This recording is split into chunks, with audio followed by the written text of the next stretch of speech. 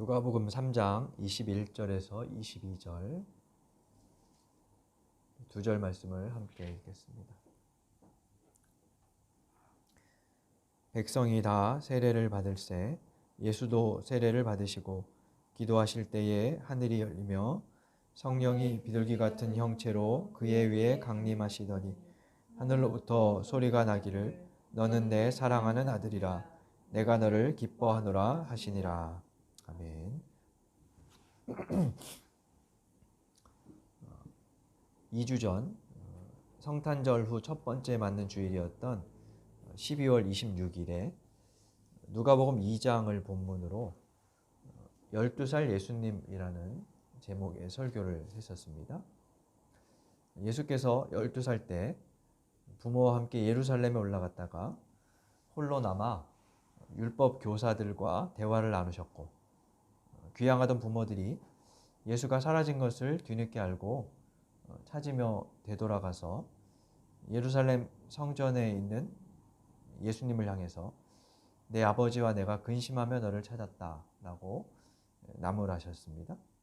그러자 예수님께서 내가 내 아버지 집에 있어야 할 줄 모르셨습니까? 라면서 육신의 아버지인 요셉과 하늘 아버지인 하나님을 비교하며 하늘 아버지의 아들로서의 자기 정체를 깨닫고 또 말씀하시고 성장해 가셨다는 그런 내용이었습니다. 오늘 본문은 그로부터 18년이 지나 예수님께서 30세쯤 되셨을 때 세례를 받으셨다는 이야기입니다. 우리가 읽은 22절 다음 23절에 보면 예수께서 가르치심을 시작하실 때 30세쯤 되셨다라는 본문을 토대로 예수님의 세례도 그 즈음에 있었을 것으로 추정을 하지요. 세례라는 말은 물로 씻는 예식이라는 뜻입니다. 교회에서 행하는 두 가지 중요한 예식이 있는데 세례 그리고 성찬입니다. 우리와 달리 로마 카톨릭에서는 7성례전이라고 하여 7개의 예식을 행합니다만 우리는 두 가지 예식을 행하죠. 거룩한 예식이라는 뜻으로 성례전이라고 부릅니다. 세례 형식에는 물에 잠기는 방식 그리고 머리에 물을 붓는 방식 두 가지가 있습니다. 현재 개신교단 중에 침례교단을 제외하고는 거의 대부분 머리에 물을 붓는 방식으로 세례를 베풀죠. 예수님 당시에는 요단 강물에 잠기는 방식, 그러니까 침례 방식으로 세례를 행했을 겁니다. 예수님도 세례 요한에게서 그렇게 세례를 받으셨고 오늘은 그것을 기념하는 주님 수세주일, 세례주일이라고 부르는 날입니다. 한편으로 오늘은 교회력상 지난 1월 6일부터 시작된 주현절 후 첫 번째 주일이기도 하죠. 주현절이라는 말은 주님께서 나타나셨다라는 뜻입니다. 공적으로 나타나셨다는 뜻으로 공현절이라고도 부르는데 헬라어로는 에피파니라는 단어를 씁니다. 지난해에도 이것에 대해서 말씀드린 적이 있는데 이 에피파니라는 단어는 해가 뜨는 새벽이라는 뜻이에요. 새벽에 여명이 밝아오는 것처럼 그렇게 예수님께서 빛으로 또 하나님의 어떤 현현으로 나타나셨다는 거죠. 근데 이 에피파니라는 단어는 고대 세계에서 신의 출현이나 혹은 신처럼 존경받는 통치자의 방문을 가리키는 용어로 쓰였어요.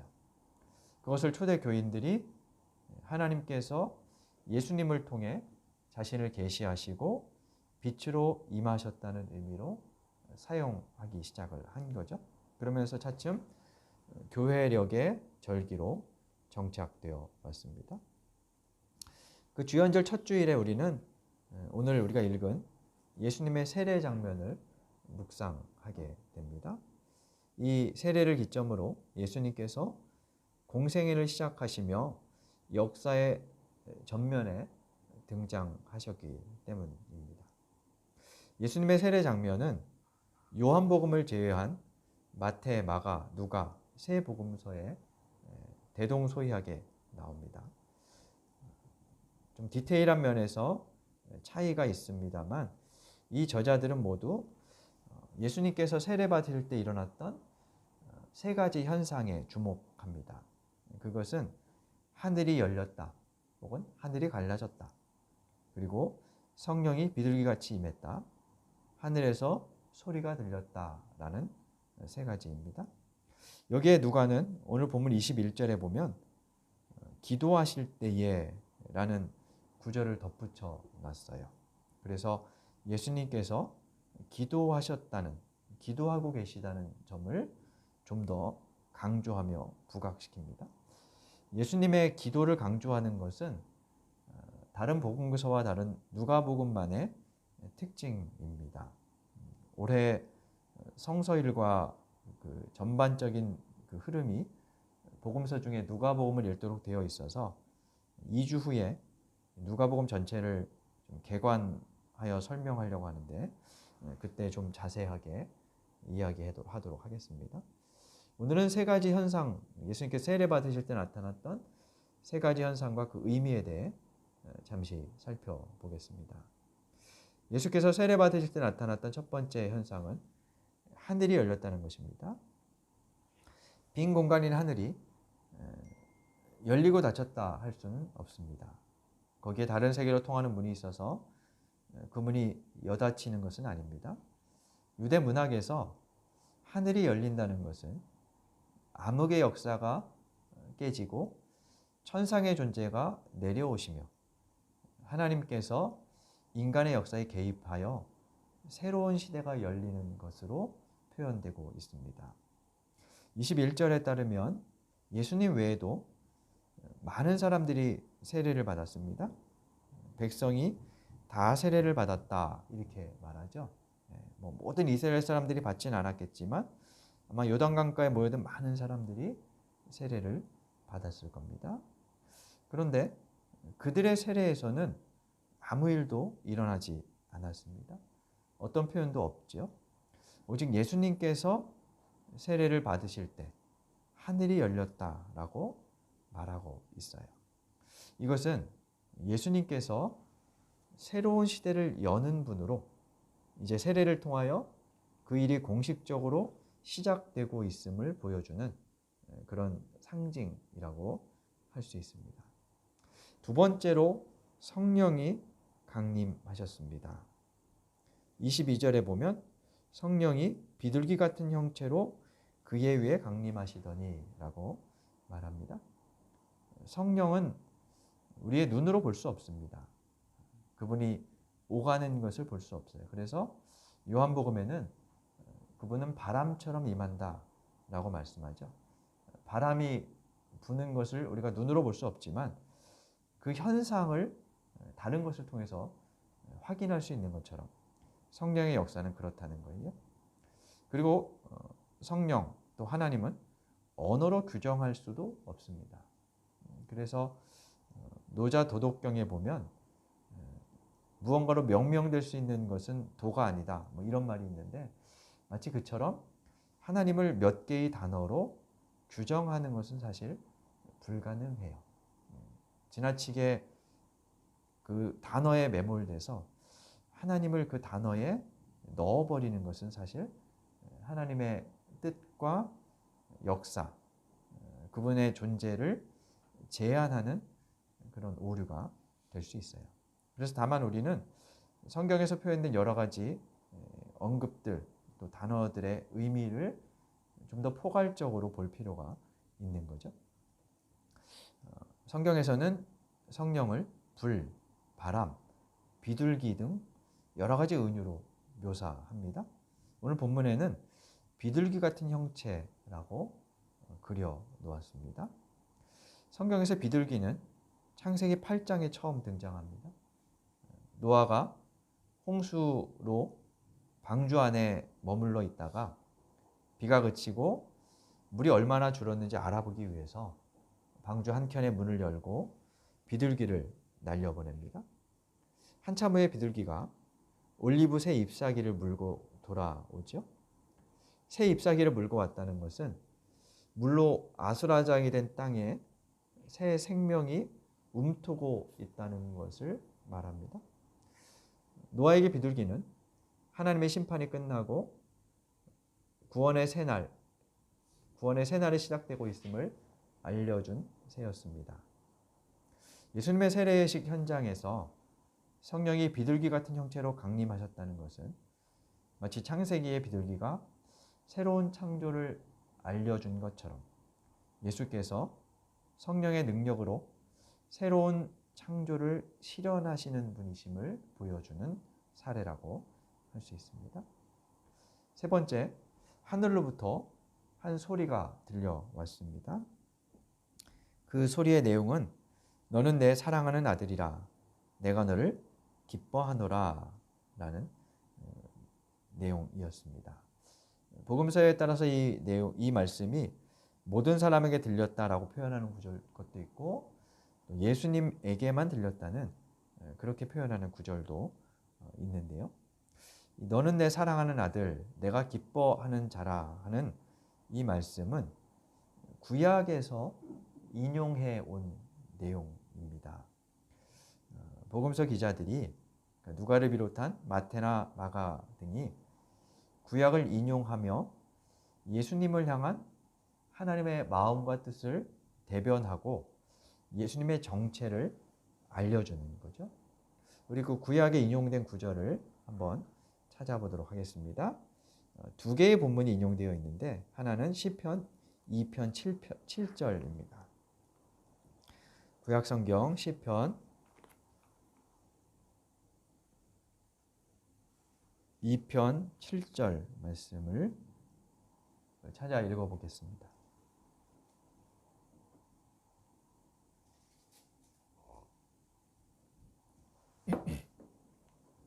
함께 읽겠습니다. 내가 여호와의 명령을 전하노라. 여호와께서 내게 이르시되 너는 내 아들이라 오늘 내가 너를 낳았도다.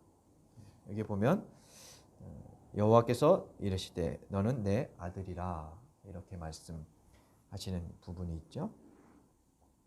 이 시편은 시편을 그 내용에 따라서 여러 이제 시들로 분류하는데 그 중에 제왕시라는 분류에 들어가는 시편입니다. 제왕시란 왕의 즉위식 때 사용되던 시라는 뜻입니다.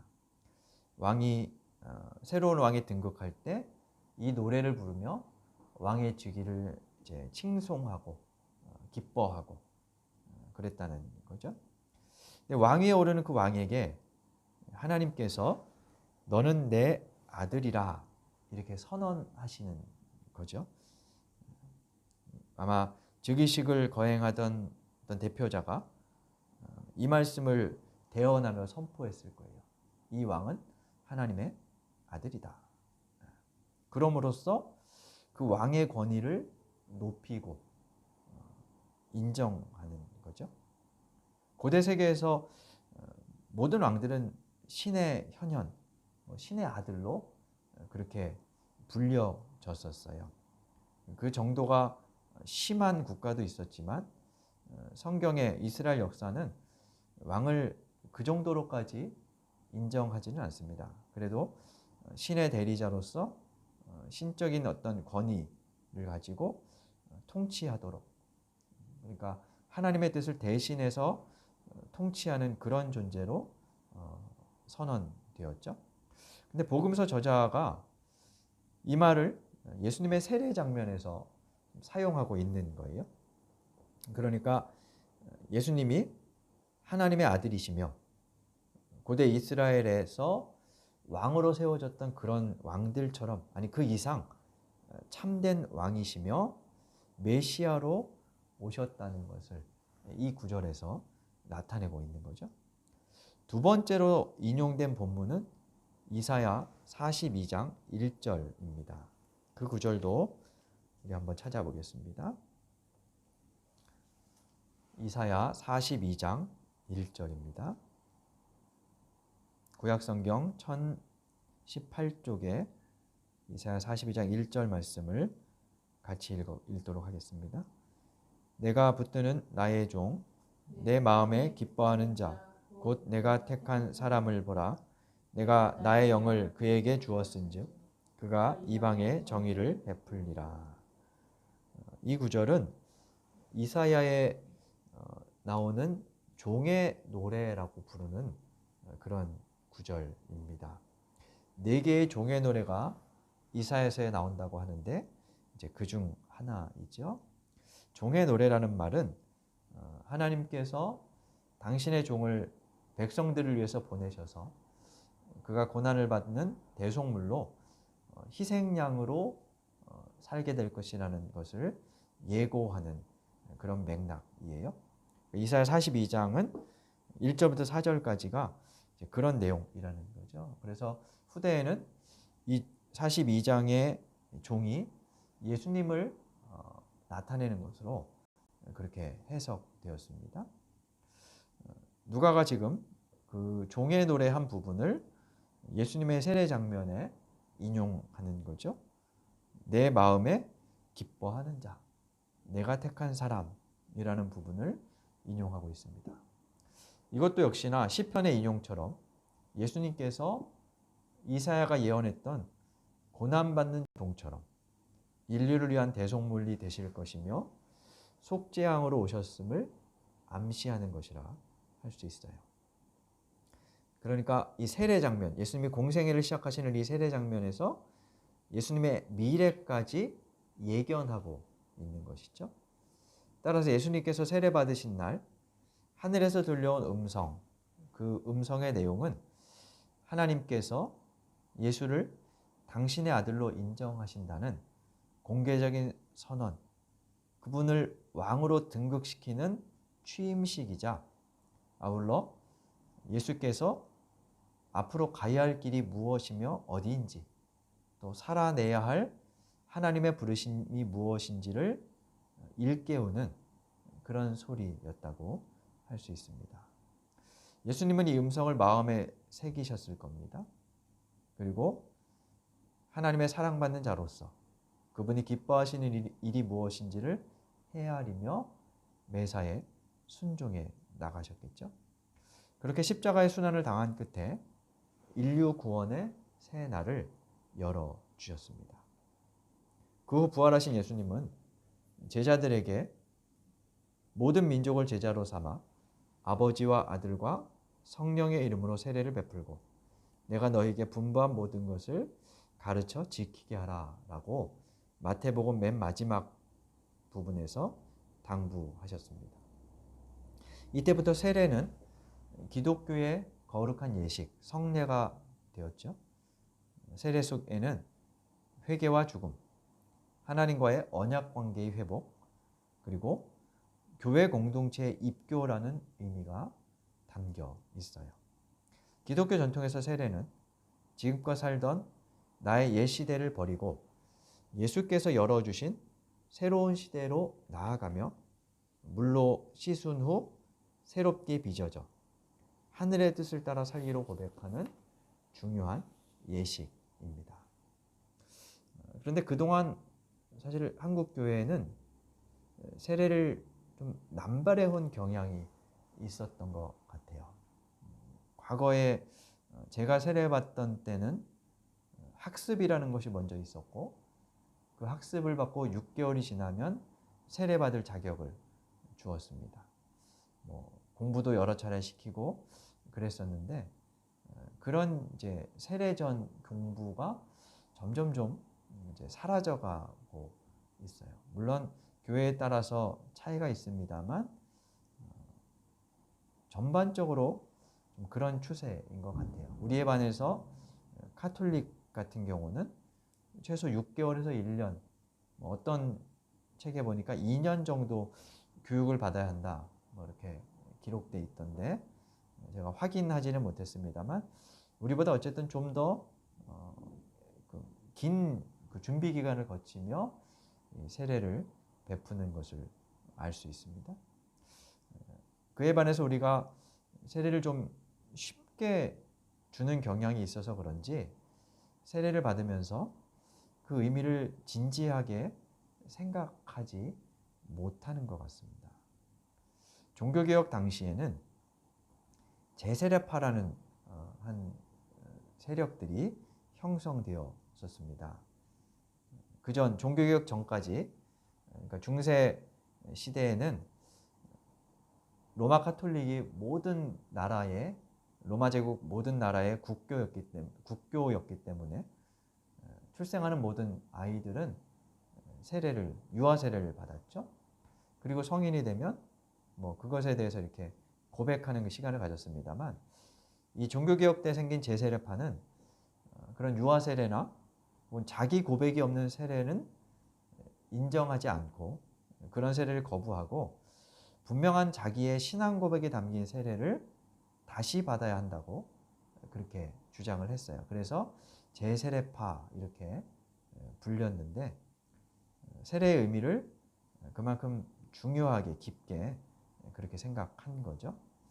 지금 우리는 세례받은 사람이 다시 세례를 받지는 않습니다. 하지만 주님의 수세주일, 세례주일인 오늘, 우리가 그 의미만큼은 되새기면 좋겠습니다. 그리고 아직 세례를 받지 않았다면 세례 속에 담긴 믿음으로 예수와 연합한다는 그 뜻을 생각하며 살아갔으면 좋겠습니다. 예수님께서 세례를 받으심으로 공생의 첫 발을 내디디셨습니다. 그날 들려온 하늘의 소리를 따라 매 순간을 살아가셨습니다. 그처럼 믿음으로 그리스도와 연합한 세례를 받은 우리도 하나님께 기쁨이 되는 새 날을 살아갈 수 있기를 바랍니다. 주님께서 우리에게 말씀하십니다. 너는 내 사랑받는 자녀, 내가 기뻐하는 아들, 딸이다. 그 음성을 마음에 새기며 우리의 하루하루의 삶이 하나님께 기쁨이 되는 날들이 될 수 있기를 간절히 바랍니다.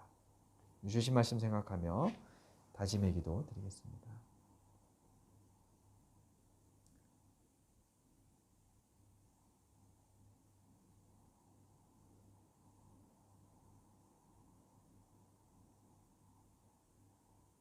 하나님, 예수께서 세례 받으시고 공생애를 시작하신 그 순간을 묵상해 봅니다.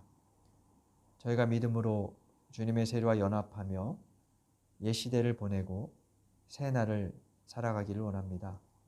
저희의 존재와 일상이 하나님의 기쁨이 되게 하여 주옵소서. 주님께서 말씀하시는 사랑받는 자녀답게 오늘로부터 하루하루의 삶을 옛 지난 날을 버리고 새 날을 살아갈 수 있도록 도와 주옵소서. 예수님 이름으로 기도드립니다. 아멘.